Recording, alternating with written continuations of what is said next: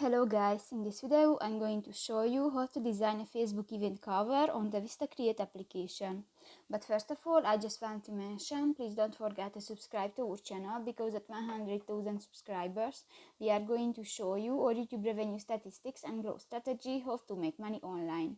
So let's jump into it. First of all, open the application on your device.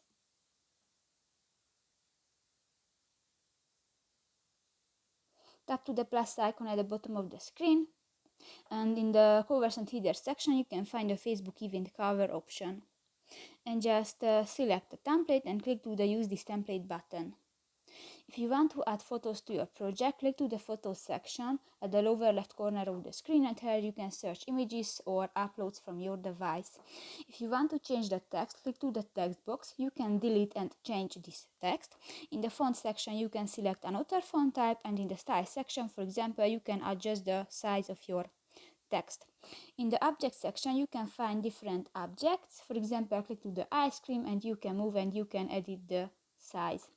In the animation section you can find different animation which you can add to your project, and in the video section you can search videos or uploading from your device.